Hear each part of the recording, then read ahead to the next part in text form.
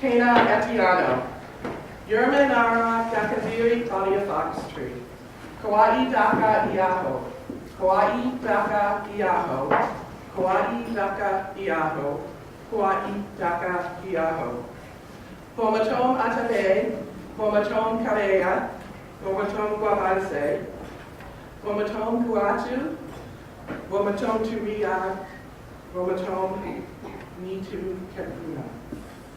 Good day, sisters and brothers.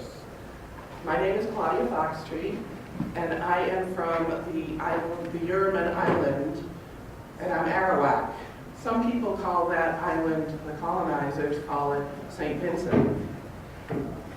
My ancestral nation was the first to greet Columbus, and the first to feel what would happen when colonizers set on our land.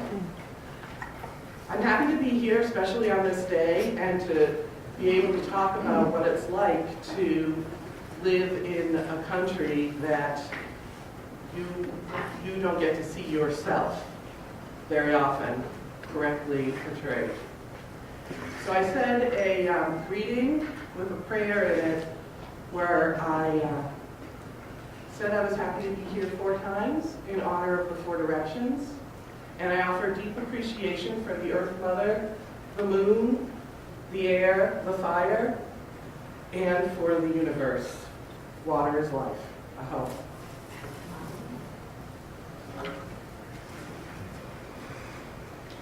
So good morning, everyone. Thank you so much for being here. My name is Laura Soul Brown. I'm the Director of Grants Development here at MassBay Community College, and I'm also a board member of the World of Wellesley. And so it is just my pleasure to be able to be a part of this breakfast this morning with you. I thank you so much for coming out through all of the storms and ice, etc. I have sat on the board for about 3 or so years with World of Wellesley, starting when Richard McGee started the organization as a president, and then when he passed it along to Michelle. And I've seen the extraordinary work that it does in this community. So it's just exciting for me for it to come here, full circle in a way, back to MassBay Community College. So just wanted to say hi, thank you, and we've got a great program for you.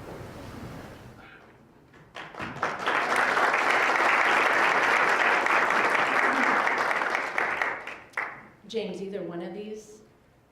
This one. Okay. All right.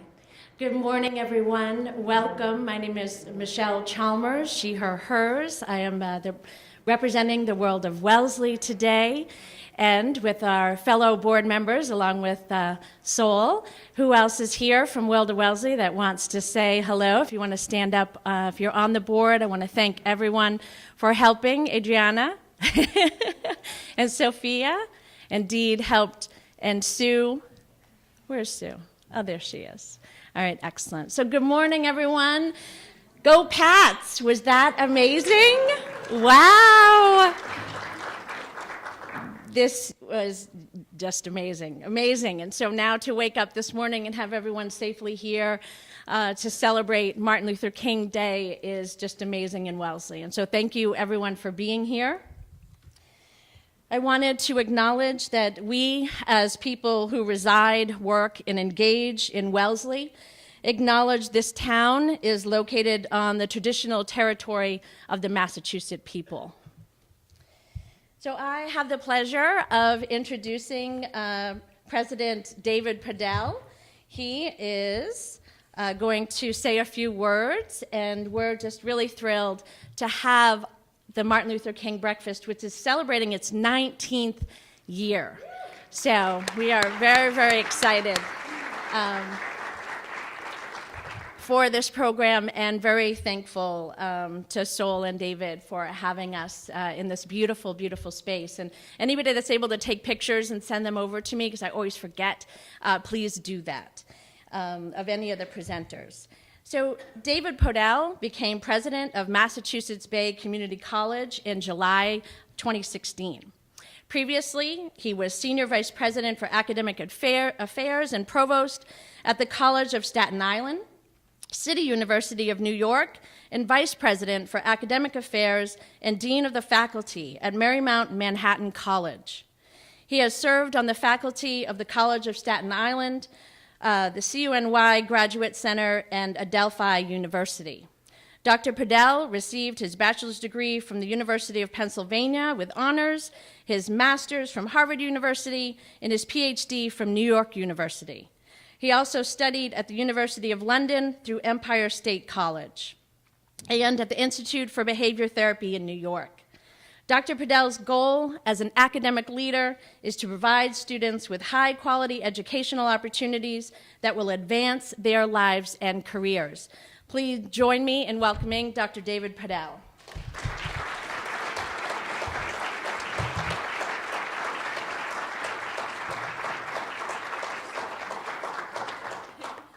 Thank you so much. And we're delighted that World of Wellesley decided to have your event this year here at MassBay. I think maybe this should become a tradition.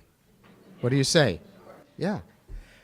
We're delighted you're here because this is I would say, humbly, a very special college that I want you to know a little more about as we enter this celebration today. Because I think in many, many ways, MassBay lives some of the spirit, some of the ideals of Reverend King. MassBay is a college that serves almost 5,000 students. They come from, our largest feeder town is Framingham.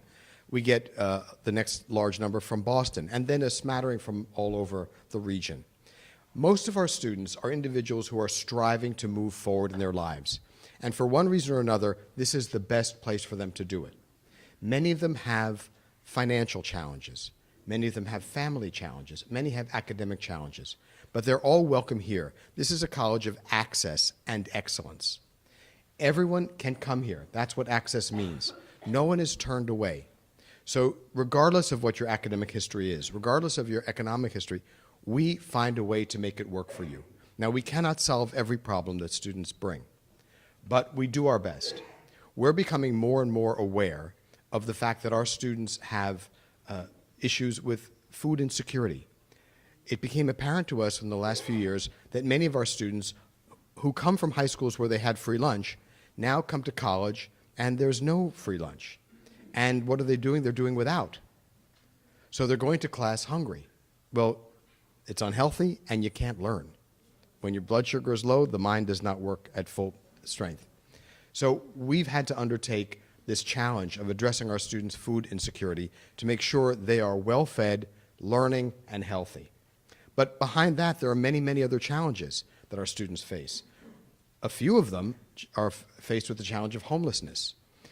In about a week or so, the governor is going to be at Framingham State University announcing a state program to try to address student homelessness, college student homelessness.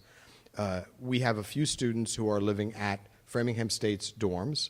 They're MassBay students who are homeless, who the state is supporting to live in MassBay's dorms. Now, this is a small number, but it's a start, because this too is a challenge.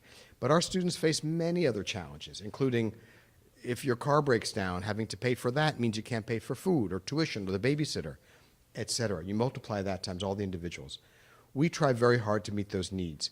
And I do this work with a large group of people who work here some of whom are here today who I'd like to just recognize. You met Laura Soul Brown already. Lynn Hunter is the Vice President for Academic Affairs and the Provost. And Mary Shaw, where's Mary? In the corner. We made her sit in the corner for some reason. Is the Vice President for Institutional Advancement. So she's responsible for the fundraising. And I slipped that in because we can always use more support. We're also, our community of people who work here are supported by a fantastic board of trustees, of which the chair is Tom Peisch, who's sitting over here.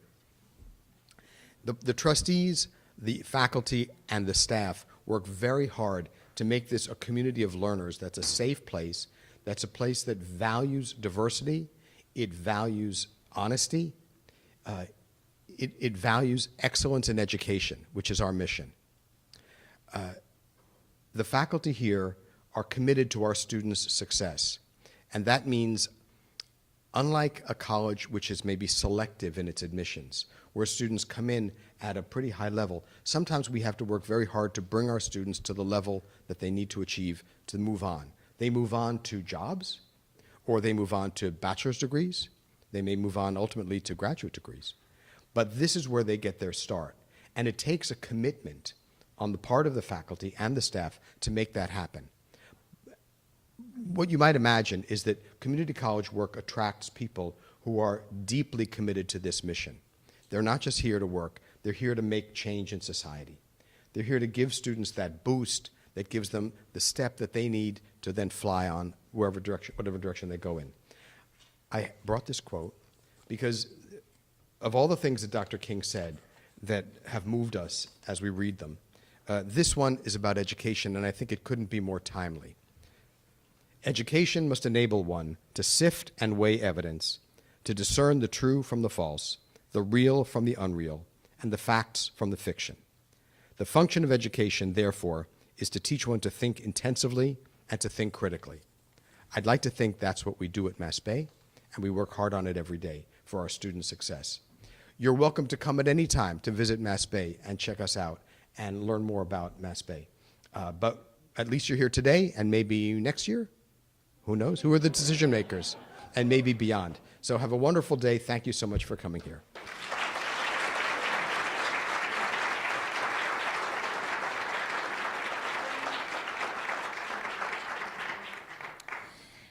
Thank you, David. That is wonderful.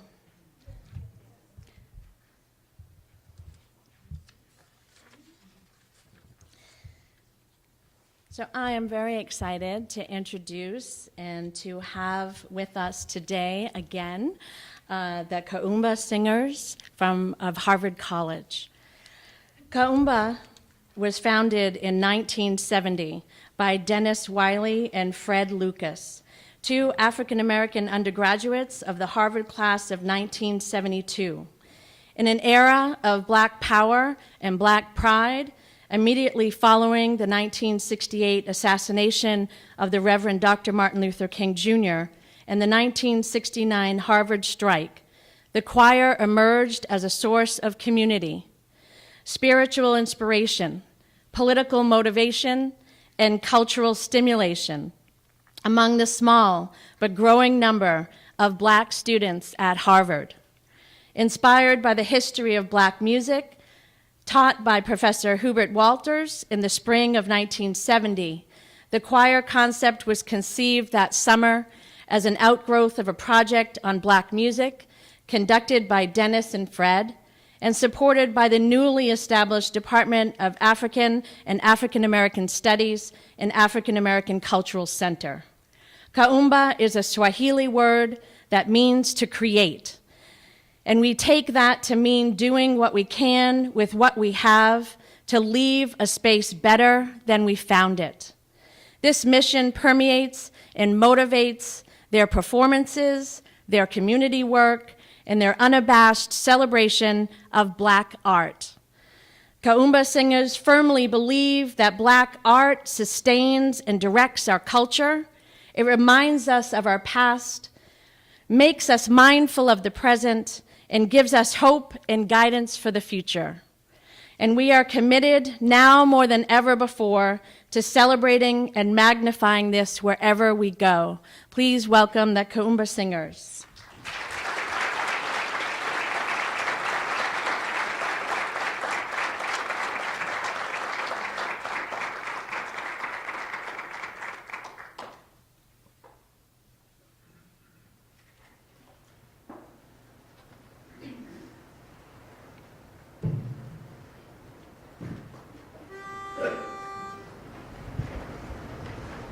we ask you all to please stand as you're able for the singing of the Black National Anthem. Thank you very much.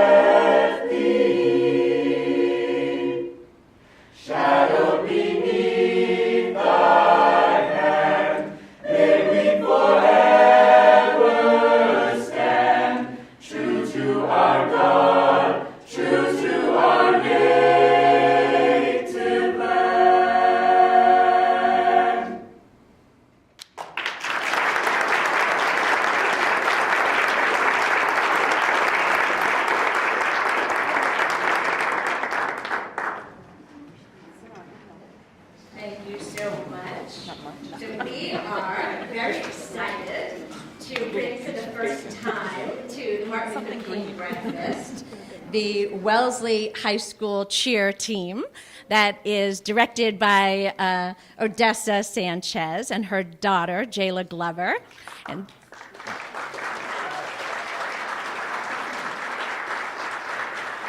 so we are going to get these young ladies and young men ready. Yes, I just want to say one Please. Hello, good morning, everyone. We're very excited to be invited to the WOW MLK breakfast. And our team, I just want to tell you a little something about us. We are the Wellesley High School Cheer Squad, and we are one of the most diverse clubs that are at the high school as far as students' background, addresses, races, and it's just a wonderful thing to see that be the actual presentation of the dream, to see the children that come together and they make up this group. So their performance tonight, generally they're in their cheer uniforms, but tonight they wanted to represent their winning routine that they did at a dance contest in Boston in December where they won first place. And, yeah. And the music mix is all songs from Missy Elliott, who is the first hip-hop artist, female hip-hop artist to be inducted into the Songwriters Hall of Fame. So we're very proud of having such a cultural icon be the basis of our music and for them to present their cultural moves to you, which obviously represent the spirit and the love that people have for culture, and that it rings true for today. So I hope you enjoy. If we could just have some chairs move aside.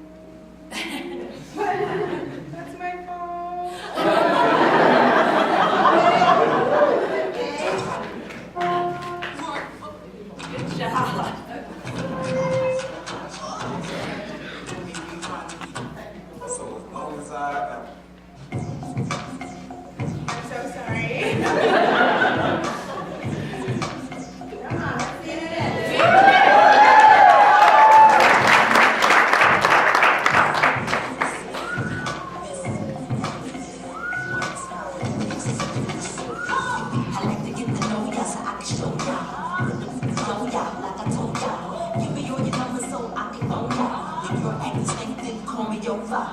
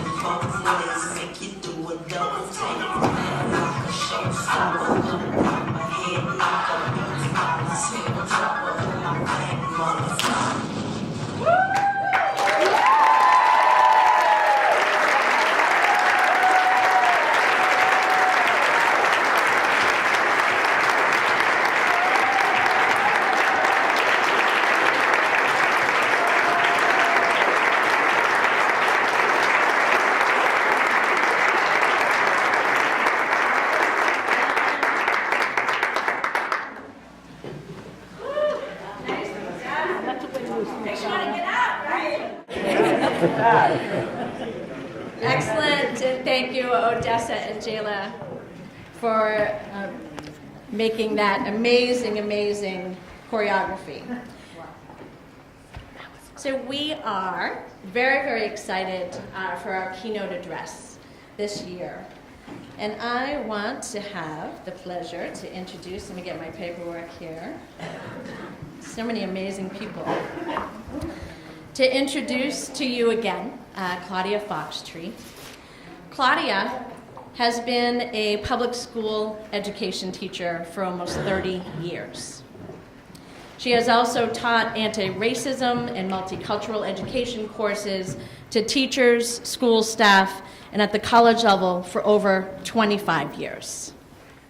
Claudia earned a BA from the University of Massachusetts, Boston, majoring in anthropology and psychology, elementary and moderate special education certificates from Fitchburg State College, and a Master's of Education from Northeastern University in Educational Research, focusing on Native American identity development.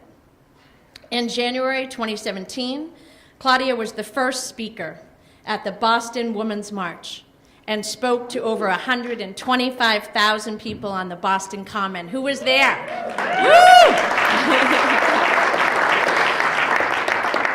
Introduced her daughter, who sang Amazing Grace in Cherokee, and then led the crowd through the first verse in English. Claudia is a self-taught artist who uses polymer clay to create jewelry and accessories inspired by her Native American culture. In 2016, Claudia was the 58th woman to be featured by YM, Boston Women of Influence series, for the YWCA's 150th year anniversary. And in 2016, Community Change organization in Boston recognized Claudia with the Drylongo Award for significant anti-racism work.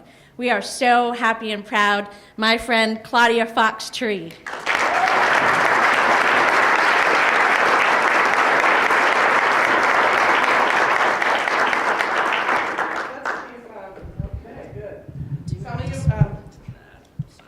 I'm gonna move, maybe I can move this so I can actually see that I'm on the right slide here. Thank you, thank you. Excuse us as we get a little organized here. That's good, just so I can see out of the corner of my eyes I'm on the right slide. Some folks had opportunity to see the cards on your table. They were sort of to get you thinking. Feel free to look at them at any time. I'll collect them at the end. And I'm going to have some other cards with some follow-up materials. I have a Google Doc that has material that people can take a look at. So thank you, World of Wellesley, for inviting me to this event. And thank you for MassBay Community College for hosting. It's a lovely setting. I wanted to say, so this is, I forget what I put here for my slide, but I wanted to dedicate today to Nathan Phillips. So I'm going to assume you know who he is now. You know, we have very, very little presence in the media. Even when we do press in the middle of Boston, it doesn't even get on the news. So the fact that we had the Dakota Access Pipeline and then this incident that happened last Friday in Washington, D.C. is probably the only time in a decade or 2 decades that something other than Thanksgiving has made the news about Indigenous people. And this is the elder who was singing the AIM song, which is the American Indian Movement song. It's like a national anthem to stand between 2 groups that were fighting. And the boys from Covington Catholic School were mocking him. They had done a lot of taunting and mocking before then as well in the longer versions of the videos that came from that day. And he did something that we all need to respect on a day like today. Martin Luther King Jr. modeled the nonviolent resistance. And he showed us, based on his own teachings of previous leaders in the field, that this is a way that we can confront the racism, the danger, the taunts that come at us. It doesn't always work. In this case, it did. So I wanted to make you aware of Nathan Phillips and dedicate this talk to him. Before I even start, though, I need to do a few acknowledgments myself. First of all, when we speak our own language, our ancestors hear us. So even if we don't do it perfectly, even if we don't do it in tune, even if we don't pronounce each word the way that it originally is, even if we say only one word each day, our ancestors can hear us and know that we have survived. And that is a big story. And I'm going to tell you some of that story today.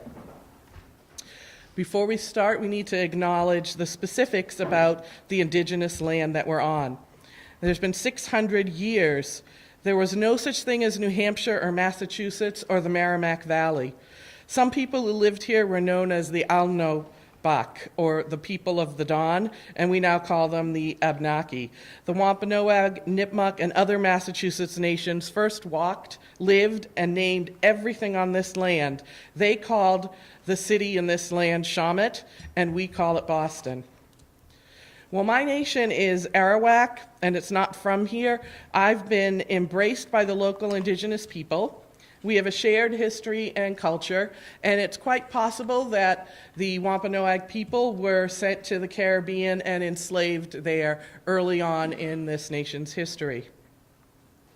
I want you to ask yourself whose land you live on. What did or do those indigenous people of your land call themselves? What was done to them? Because they're probably not there now. How do you benefit from that? What are they doing now? And if you can't answer those questions, ask yourself why and find out more information. Water is life. It's also important for me to acknowledge that I am only one indigenous voice, someone with resources. I can go to my kitchen, I can turn on my water faucet and have clean, healthy drinking water. I've also been able to finish high school, pursue advanced degrees, be politically active. I've also had access to regular health care in a world where in 2014, the Indian Health Service found the following among First Nations. 1 in 3 Indigenous women have been raped. Indigenous youth have a suicide rate of 3 times that of their peers, males 8 times greater. Tuberculosis is 450% greater. Diabetes is 177% greater. Pneumonia and influenza is 37% greater. Even though I have this relative advantage, I still have something to say. I grew up as an Indigenous person with missing and inaccurate history and a huge amount of stereotypes all around me. I have my own cultural experience and sphere of influence, and today you are going to be part of it. I'm going to start by saying what we have on is not a costume. I chose to wear my Arawak regalia today for many reasons. First, Columbus didn't meet Indians. He met Taino, Carib, and Arawak, among others. In addition, this regalia gives me a chance to talk about the word costume. Costume is what you wear when you pretend to be something else, when you're playing in theater or for Halloween. It's not what we call what the Pope wears. It's not what a bride wears on her wedding day. We already make the distinction between what is real and what is pretend. When we wear our traditional dress, it's called regalia. Also, I wear my Arawak regalia as a visual aid. We don't all look the same, like the stereotype of Indigenous people from the plains or from the Southwest. We're indigenous to Turtle Island, the entire North and South American continents, so of course we look different. That's a difference of many latitudes and climates. It's like thinking of the difference between Finland and Africa. I wear my regalia also so that other First Nations can recognize me from across the room. My community is so small, and I get excited when I see someone else from my nation. Is there anyone else here who identifies as Arawak? But from an Indigenous nation? Aho, aho. Thank you. I want to also acknowledge that books and films are not the only way to transmit information. There are many ways to leave messages for future generations. My ancestors left these designs and symbols carved into rocks, etched into pottery, so that I can still find them and remember my history. My regalia represents the land of my ancestors, and it carries the designs and important beings from our creation stories. We as a country are not taught the history of the land and the people. First Nations can't undo this mistake alone. We need co-conspirators, agitators, allies, and activists. Our co-conspirators need to know our story, our narrative, and for that we need accurate information, content, and context. And that's where I hope to help and come in. Cornel West said, that's not what I meant to say. Injustice anywhere is a threat to justice everywhere. So to begin, I'm going to ask the question of how did the Indigenous people go from a shared relationship with the land to not having clean water and struggling to retain our culture? It's been over 5 centuries, and while I'm not going to go over 500 years, I'm going to try to give a little bit of each of those centuries. Last summer, I had the opportunity to go down to Alabama, and we went to the National Memorial for Peace and Justice. It opened about a year ago in April. It's the nation's first memorial dedicated to the legacy of enslaved Black people. Those terrorized by lynching after slavery was legally abolished, those humiliated by racial segregation and Jim Crow, and the people of color burdened with presumptions of guilt and police violence. Some people call this the lynching memorial. Just about every museum and memorial I saw in Alabama connected events of the past with those of the present and went on to talk about historical and contemporary contributions of people of color. What I really noticed, though, was that the inclusion of co-conspirators in the struggle for equity. I like the word co-conspirator instead of allies because a co-conspirator listens to the people first, the ones who are struggling, and follows their lead, often against the wishes of their own group, but it's in ways that start a ripple, not a flood. For example, they sell the land to support the artist so the art can be viewed by many people and hopefully educate those who come. In Alabama, I stood where the modern civil rights movement gained its traction. I was reminded over and over again that Martin Luther King Jr. did not do it alone. In March 1965, a day that would be known as Bloody Sunday, Congressman John Lewis and fellow activist Hosea Williams led over 600 marchers across the Edmund Pettus Bridge in Selma, Alabama, because people wanted the right to vote, a right that was supposedly granted to everyone at that time, and we know that some people didn't have it well into the 60s. Fred Shuttlesworth from Birmingham participated in the sit-ins against segregated lunch counters in 1960 and took part in the Freedom Rides in 1961 to racially integrate public transportation. While MLK was a leader, he didn't do it alone. Now I want to transition to the story about First Nations people. First, they took our land. Colonizers and settlers sank their flags into the earth, claimed the land, and stole it from the people. This map shows how the land was taken in 1492, 1800, 1830, 1860, and 1900, and present day. Those dates coincide with the arrival of Columbus, the Louisiana Purchase, the Indian Removal Act, the Gold Rush and Civil War when the Homestead Act was passed, and the 1904 Land Allotment Act. By 1900, First Nation land holdings was reduced by 95%. 3 million square miles came down to 200,000. Then they took our freedom. Columbus first thought we were beautiful and kind, but within hours of first contact, he planned our subjugation. Columbus forced us into slave labor to pan for gold. When we didn't fill the small hawk spell, our noses would be cut off. He mentions gold in his journal 70 times in his first 2 weeks in the islands. Then they earned money from our bodies. In 1493, on his second voyage, Columbus arrived with 17 ships, 1,500 men, farmers, masons, carpenters, iron workers, soldiers, priests, and 20 purebred mastiff and greyhounds that he used to hunt people. Seeds, plants, and other domestic animals like cattle, horse, sheep, and pigs completely transformed the environment. Chains, medallions, and branding irons were brought and used to enslave us. We began working the plantations with new crops of sugarcane and our own crops of cotton. Columbus punished us for using any of the crops to feed our own families by cutting off our hands. In Boston, bounty money was earned with proof of genocide and murder by bringing a scalp. Yes, scalping was introduced by Europeans. Then they took our food source. They retooled the land for the invasive plants and animals, and they later slaughtered the buffalo.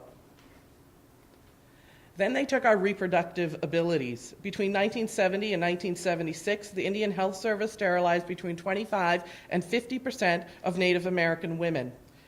A study in 1974 found that 1 in 4 American Indian women had been sterilized without consent, and the abusers had singled out full-blooded Indian women for sterilization procedures. According to the 2010 census, First Nation people make up less than 2% of the U.S. population. Indigenous people make up less than 5% of the world population. And for comparison, the farmers that feed the United States make up 3% of the population. They physically took our children who weren't taken through sterilization. Children were placed in boarding schools many hundreds of miles away until Jimmy Carter signed the Indian Child Welfare Act to end the practice in 1978. As an update, this past October, in 2018, there was a judge who went against the decades of precedents from his courtroom in northern Texas, where no tribes are located. He said the federal government did not prove or attempt to prove why Indian children needed to remain connected to the communities. Sadly, even now, Indigenous children continue to be taken away from family and put into foster care, which is the new boarding school. They forced Christianity on us. Our religious practices were also illegal till 1978. Before that, they had to be done in secret. Medicine people and healers were jailed if they practiced in public. We've only been able to talk about our ancient belief systems and conduct ceremonies legally and publicly for 40 years. Even the Massachusetts flag has a sword representing the choice we were given, religion or death. The future of this flag is currently being discussed in the Massachusetts House of Representatives. Then they took our language. Indigenous children were not allowed to speak their language in boarding schools. When we were captured and enslaved, we were not allowed to speak the language. These are the same languages the code talkers used in World War II that helped the U.S. in that war. Our languages continue to go extinct every day. I used to think that the next generation would never speak the language, but we are having a cultural resurgence, and through schools and private house gatherings, there are many people who are now learning their language. So our grandparents spoke the language. We didn't learn our language, but our children will have the language. The entire continents of North and South America now speak as a first language, typically, the imperial and colonizer tongue of Portuguese, French, English, and Spanish. Then they took our lives. The term final solution was not coined by Nazis. It was the Indian Affairs Superintendent Duncan Campbell Scott from Canada who plotted out to take care of the Indian problem in 1910. Teddy Roosevelt wrote, "I don't go as far as to think that the only good Indians are dead Indians, but I believe 9 in 10 are." Death was not enough. Then they took our bones. When burial sites are found and bones are put into a museum, we lose any connection to them as relatives. This bottom picture is an excavated burial ground showing the skeletons of Christianized Native Americans from the 15 or 1600s in St. Augustine, Texas. Think about, would you want this to happen to your family's burial ground? We continue to survive, and now they take our women. Indigenous women are raped, murdered, and disappearing at alarming rates. A recent federal study reported that Native American women face murder rates of 10 times the national average and are raped at 2.5 times the national average. Some of this has to do with reservations that have had pieces of the land taken away and used for oil drilling or other kinds of fracking, and the man camps that build up around them, just like the camps that used to build up around the coal mining.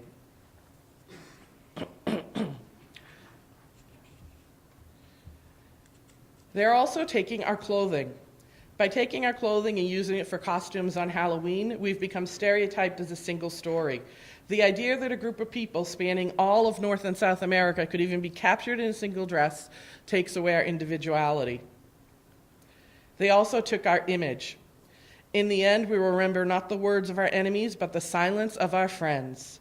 By taking our headdresses, our own warriors are mocked. They each earned the feathers that they wear, just like a soldier earns the medals and their stripes. Eliminating racist mascots is an ongoing fight. We need our allies and our co-conspirators. And again, in October of 2018, after 71 years, the Chief Wahoo image, which is on the bottom right, was finally retired by the Cleveland Indians baseball team. If your alma mater has a mascot, write a letter. Tell them that you're not going to make any donations until the mascot is changed. Instead, donate to an organization such as the National Congress of American Indians or join the Massachusetts Center for Native American Awareness. It's really not a lot of money. Also consider not playing against schools that have mascots. If you play against teams even with such names as the Colonials, then you celebrate the destruction of our culture. The same way they wrote us out of history, we write ourselves back in. 90% of all manuscripts written about Indigenous people are authored by non-Native writers. Schools teach almost nothing about treaties, land rights, and water rights. There's nothing about the fact that tribes and nations are still fighting to be recognized and to maintain sovereignty. Exploitation of natural resources threatens not only Indigenous communities, but of all of us. Because of our connection to the land, we are protective of that land. So now I'm going to involve you a bit. Here are two inventions that are from my nation, the Arawak. What's at the top? Pineapples. Most people don't think of pineapples coming from the Caribbean, but that's where they're from. And what's amazing to me is when Columbus arrived, before knowing any better, the indigenous people came out and brought him pineapples. And that idea of a pineapple signifying welcome is still here over 500 years later. You see pineapples embroidered into the towels and into iron gates. It's a symbol of welcome. And what is that below? What invention is that? That's a hammock, hamaka. When Columbus saw these things for the first time, he didn't have words for them. So the Arawak words, or the words that the Arawak were using, even if they were a Maya word, for example, were the words that went back to Europe. And the hammock became standard on ships. So what's this? This is more about language. Iguana is one of them. And the other is a small kind of alligator, a caiman. So those birds also are Arawak words.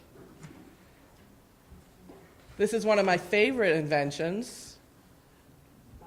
Yes, barbecue, barbacoa. At slow, dry roast over fire. I always find it interesting when someone wants to come tell me, well, no, barbecue is a sauce. I'm like, well, we invented the word and the technique. So it originally was dry spices. How about this one? Hurricane. Huracan. That's also an Arawak word. Now, there are tropical storms in other parts of the world, but they're named differently. Cyclones, typhoons. When it's a hurricane, it comes from the Caribbean, and that's an Arawak word as well. Our agricultural technologies turn grass into corn. The foods we cultivated now provide an estimated 60% of the world's food. Can you imagine Italian food without tomatoes, German and Irish foods without potatoes, and Asian foods without hot peppers? Because that's what existed before contact. The ultimate measure of a man is not where he stands in the moments of comfort and convenience, but where he stands in times of challenge and controversy. We have reclaimed our culture, religion, and language and continue to do so every day. These are my children. We raise our kids by bringing them along. They used to come to events like this, although now they're transitioning back to college today.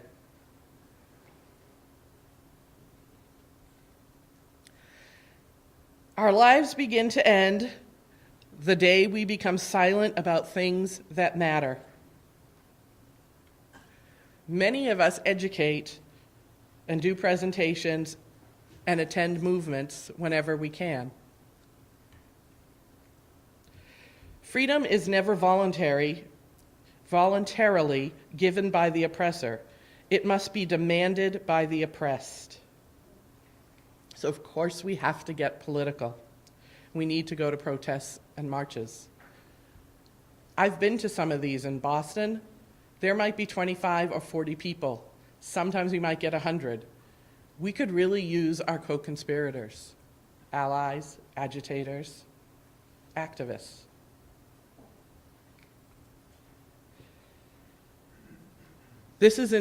We need those people for changing the Columbus Day to Indigenous Peoples Day, not Columbus Day / Indigenous Peoples Day. There's nothing about Columbus to celebrate, but there's a whole lot about Indigenous people that we need to recognize and honor. We need allies to stand up for us and to ask for and to expect truth in history. We need you to learn. We aren't taught our history. To fill in the historical gaps, to understand racism, alongside watching documentaries and making friends of us and attending events, we have to fill in your background information. These are my favorite books. There are a lot of books. These are just my favorite. I'm going to have these cards with links so you can see what I'm recommending. Although if you have a phone, this is the slide you want to take a photo of. So what I'm going to ask you when you leave today is to tell 5 people before you forget something you learned about Indigenous history. We're not makers of histories. We're made by history. I began with first they took our land, and now I'm going to end with then they took our land again and again. This land fed our ancestors, and now it feeds our own bodies. It holds the bones of all of our ancestors, every single one of them. It's where our stories, our songs, and all of our traditions were created with these animals and these plants, not the ones from Europe, Africa, or Asia, Australia. Our medicines are from these plants. We are the land. In this photo on the right, the American government is forcing George Gillette to sign away 1/4 of his reservation land for a hydro project. They told him they were going to flood it anyway, even if he didn't agree. It was common to flood indigenous villages who didn't sign into hydro developments. He watches the Secretary of the Interior, A.J. King, sign the Pick-Sloan Flood Control Act of 1948. It did successfully control flooding of the Missouri River, but it also cost the land that had previously belonged to Native Americans.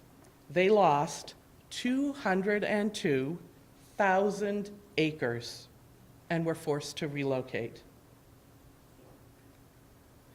Even if I knew that tomorrow the world would go into pieces, I would still plant my apple tree. Indigenous people see this work as the work we're doing not for ourselves and not for our children, but for 7 generations forward. If we don't protect the land now, there will be nothing for that 7th generation. I'm going to leave you with a quote by Linda Hogan. Walking, I am listening to a deeper way. Suddenly, all my ancestors are behind me. Be still, they say, watch and listen. You are the result of the love of thousands.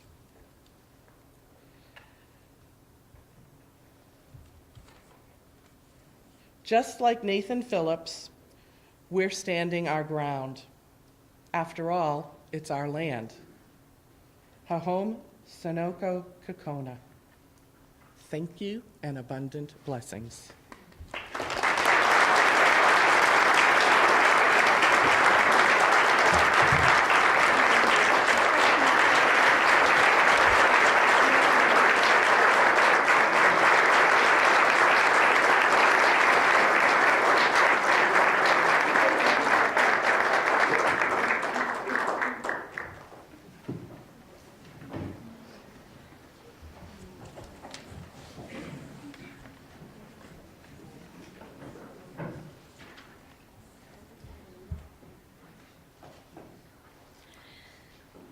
Thank you, Claudia. For a lot of us, that's very difficult information to learn, especially if that's the first time that you've heard some of that information. I challenge you to take it in, to think about it before we get defensive. It's okay to feel, but it's more important to take those feelings and learn more, ask questions. Collectively, we need to do this together to understand who we are. Welcome the Kuumba singers again.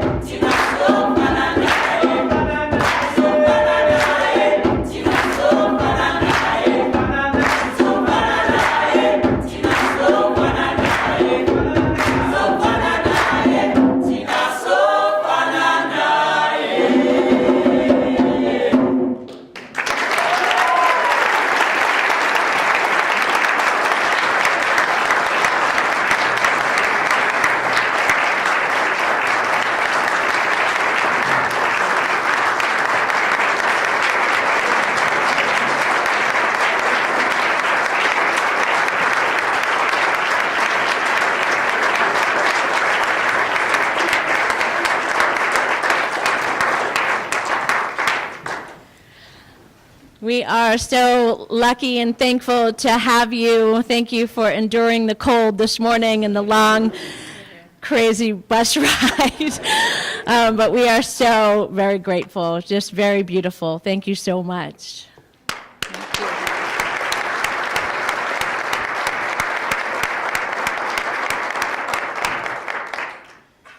So we have just a few more events that we have. I'd like to welcome to the podium Elaine Mattel, the chair of the board at the Unitarian Universalist Congregation in Wellesley Hills.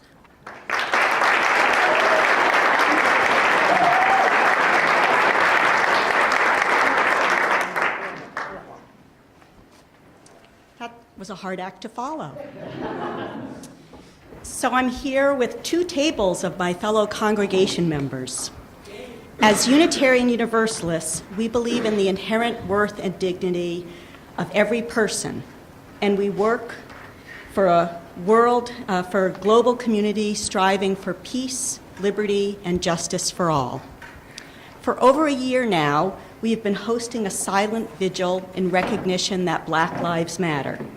It is currently held on the first Sunday of each month at 12:30. As we stand with our placards on the sidewalk in front of our prominent Washington Street location, we receive many affirming beeps and thumbs up. We hope that we are sparking meaningful conversations among passersby about why such a vigil is needed in our community. Martin Luther King Jr. once said, "The ultimate tragedy is not the oppression and cruelty by the bad people, but the silence over that by the good people." The mission of our vigil is to actively campaign against oppression of people of color through our public witness. We protest against silence and complacency.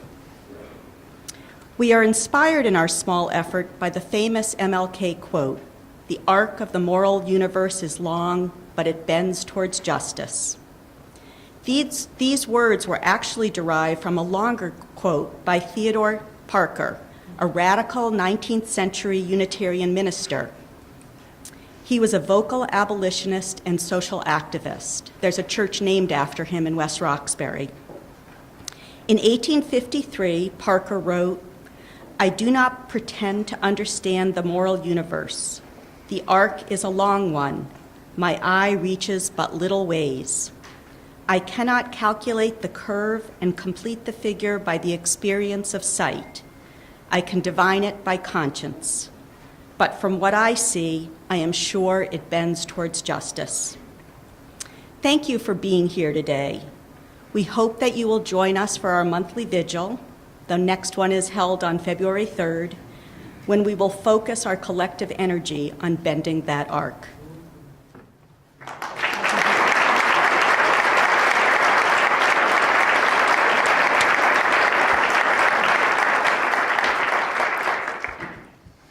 Thank you, Elaine.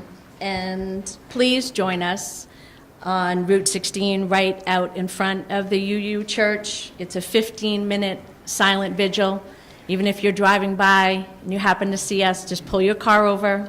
You don't have to say anything, and just stand with us.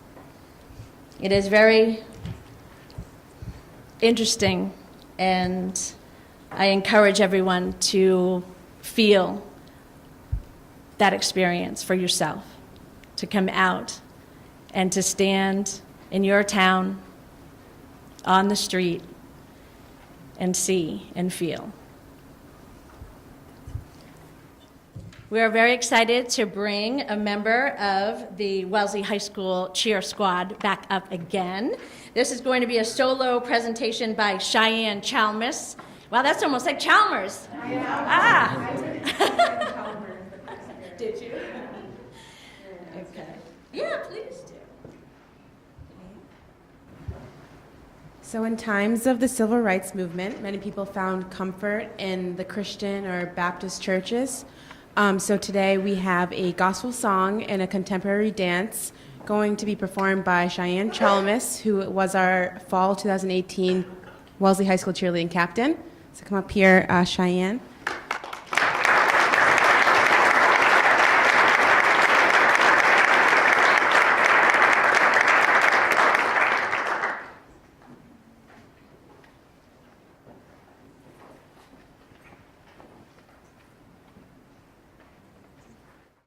Father, I just want to stop for a minute and just say I love you. Just want to tell you thank you. Just for being patient with me. Just for giving me another chance. You've always been there for me and me with a father that I never knew. I just want to say. My hands were made to worship you.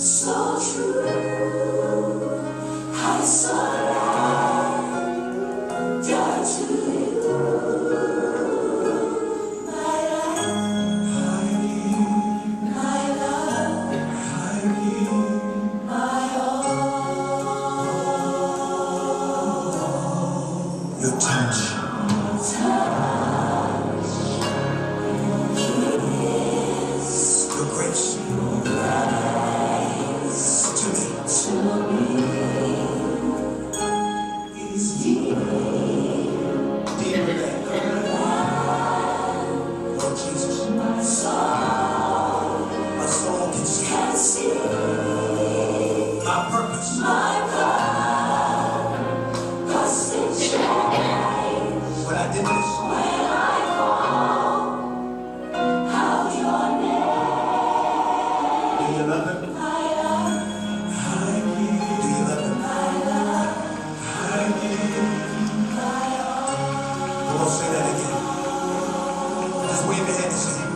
your touch. Jesus, your kiss. And your grace. Your grace to me. Anybody know what I'm talking about? Jesus is deeper than. Bless your name, Father. My soul can see. Let me tell you what happened. It changed. When I got down on my knees. When I called out your name. Anybody love my Father? I said, anybody love my Father? Is it ready?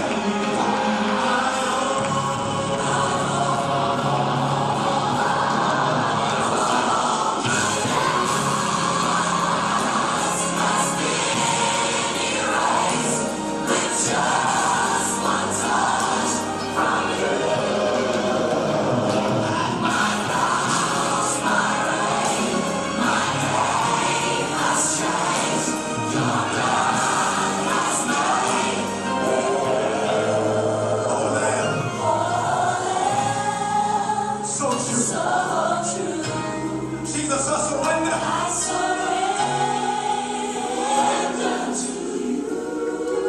I give it. My life. I give. My love. I give. My all. Say with us, Jesus, you are. Jesus, you are. My life. I give. My love. I give. My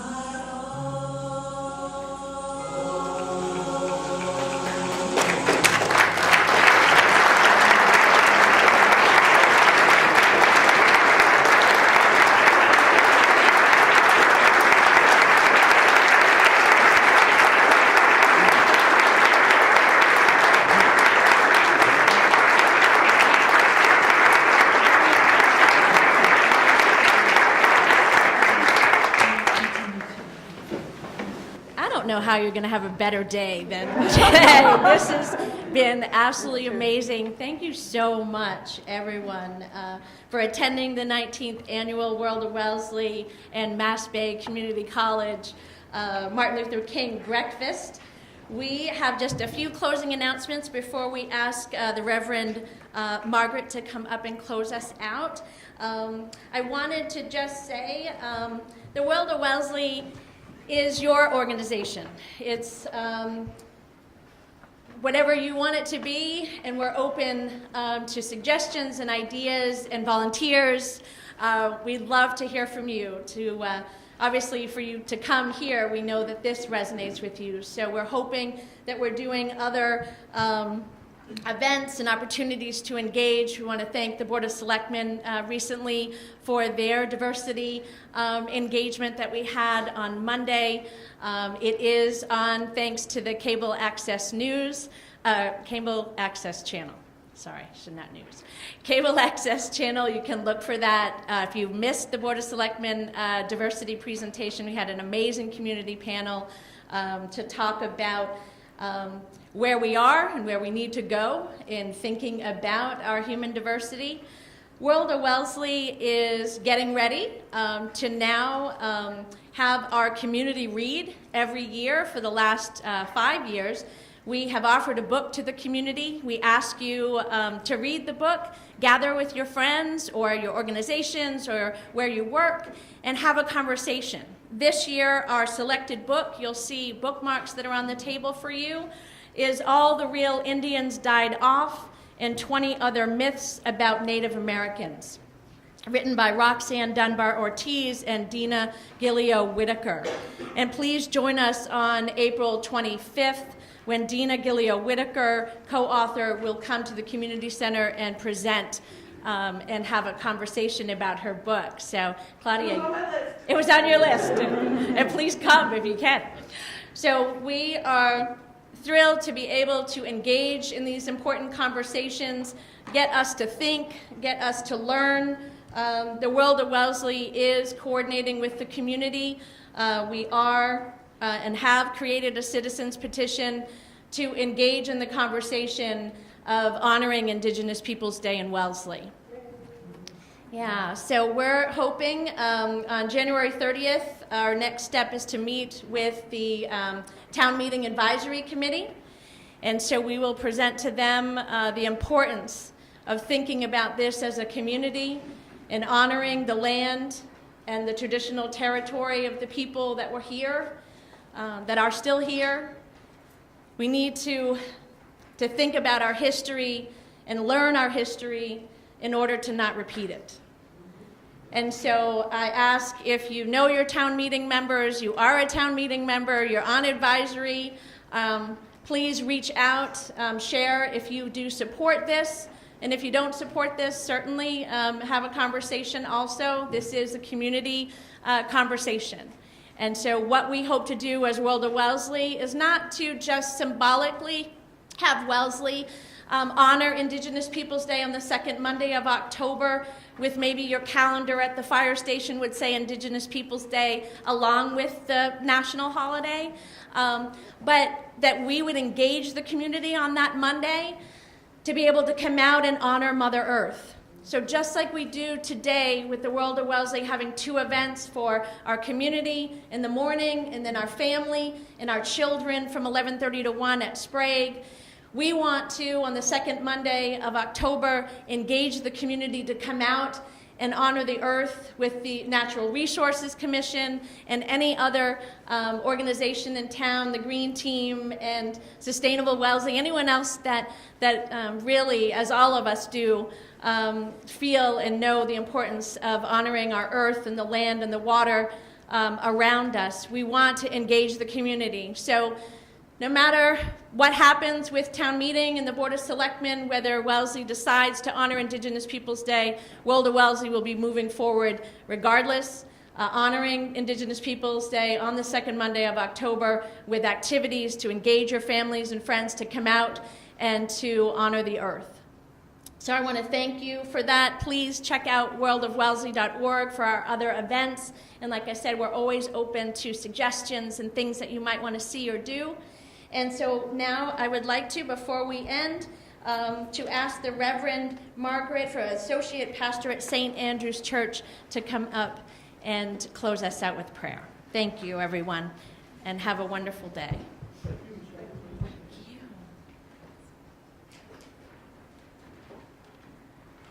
So it's a blessing to be with you today. I'm the Reverend Margaret Schwartzer, the Episcopal Priest, Associate Rector at St. Andrew's Wellesley. If it's in your tradition to pray, I invite you to pray with me. Gracious God, lover of souls, we're grateful for Claudia Foxtree, and we are grateful for the Reverend Dr. Martin Luther King Jr., prophet and minister, theologian and civil rights worker, husband and father. This morning we are standing on holy ground. We meet one another in this place to remember that all are created in your image and all are created to be equal to one another. We are standing on holy ground when we look into one another's faces and remember that we all deserve to live in dignity and freedom. We are standing on holy ground today because King struggled for justice, for dignity, and for truth-telling. He spoke truth to power when power did not want to hear it. And he worked for justice when to do so put his own life at risk. And he worked for freedom because he understood that human beings can only be free when all races, all cultures, all ethnicities see your grace in one another's faces.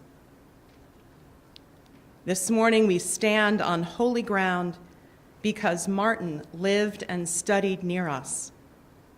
He lived in the city of Boston and studied at Boston University only 12 miles from our gathering this morning. So this state, this community, and the city of Boston have been blessed by his life and work. Today we are humbled and challenged to live out his legacy of justice and civil rights. Help us remember that we walk on holy ground whenever we continue his vital and life-giving work. Amen.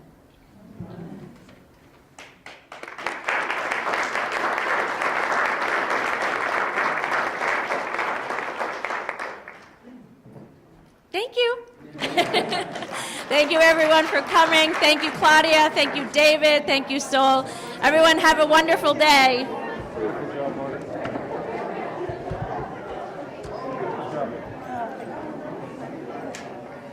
Bye, Mary. Okay, it's great to see you guys, too.